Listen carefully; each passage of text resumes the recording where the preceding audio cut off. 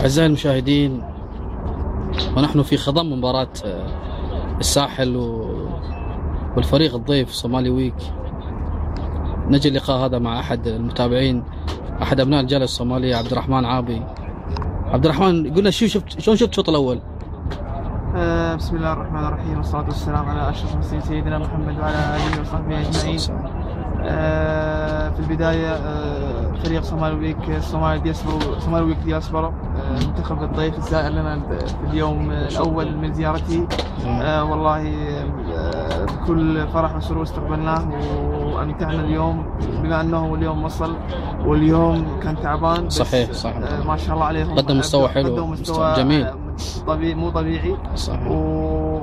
يعني فاق توقعاتنا طبعا نظرا لصغر سنهم. وان شاء الله بتمنى لهم المستقبل الباهر، سوف ينجحون ان شاء الله في المستقبل. اتمنى ان شاء الله ان يكونوا خيرا. يعني تحس عبد الرحمن في لاعبين، يعني في مواهب صوماليين، يعني ما شاء الله. انا اقول لك يعني تحس ان الصومال بلد ولاده في كل المجالات، سواء كانت علميه، فنيه، رياضيه، في كل المجالات طبعا ما شاء الله. والرياضه ما شاء الله. هذا قدامكم فريق شاب مستوى جميل، قدم مستوى الشوط الاول. بالعكس، هذا مستوى ان شاء الله روح قتاليه، كان يلعب روح قتاليه، مع قليل من التنظيم، مع قليل من الترتيب والتنظيم والتدريب. ان شاء الله ممكن يمثلون البلد في المستقبل القريب ان شاء الله. ان شاء الله. ونتمنى لهم مستقبل باهر، والشباب لهم مستقبل صراحه ان شاء الله.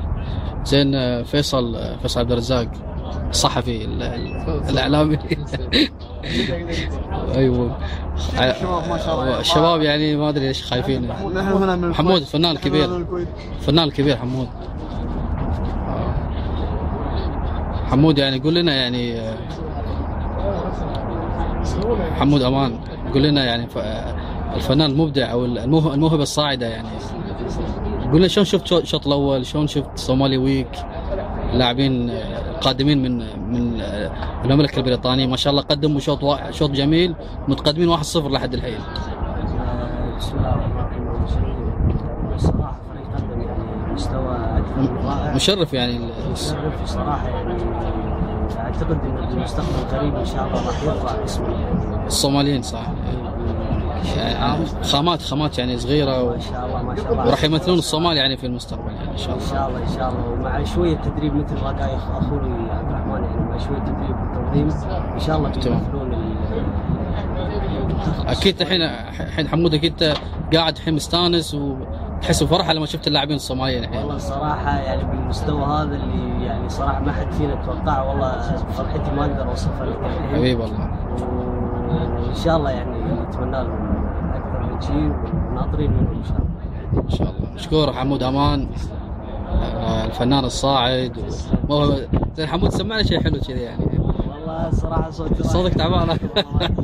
حبيب الله. مشكور. احبتي المشاهدين، في خلال لقاءاتنا حول مباراة الفريق الصومالي الضيف الصومالي ويك، نجري لقاء حلو جميل مع الكابتن عمرو إمام، المدير الفني لمنتخب الجالية الصومالية في الكويت.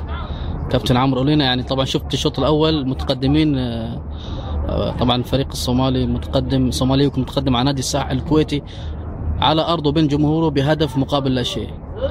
ولنا طبعا ازاي شفت الماتش وانطباعاتك عن الفريق من أول الشوط الأولاني؟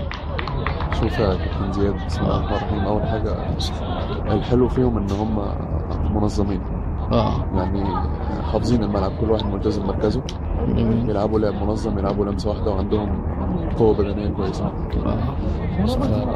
هي دي تقريبا اللي تفرق معاهم، وعندهم السرعه كويسه.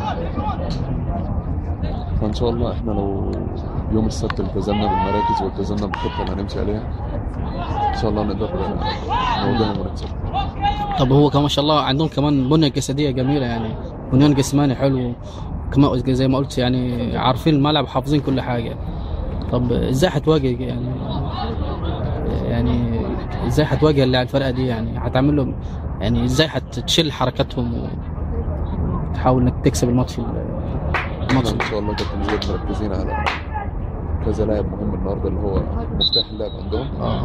مين اللي عجبك يا عمرو من كابتن عمرو؟ عندهم كذا واحد كويس، عندهم المدافعين رقم 4 كويس، عندهم رقم 11 يحركهم. ونمرة 10 كمان لعيب حلو. وفي نمرة 10 بس يعني يطلع فترة وينزل فترة. مش على نفس المستوى يعني. رقم 11 هو الكابتن رقم 11 لياقة كويس.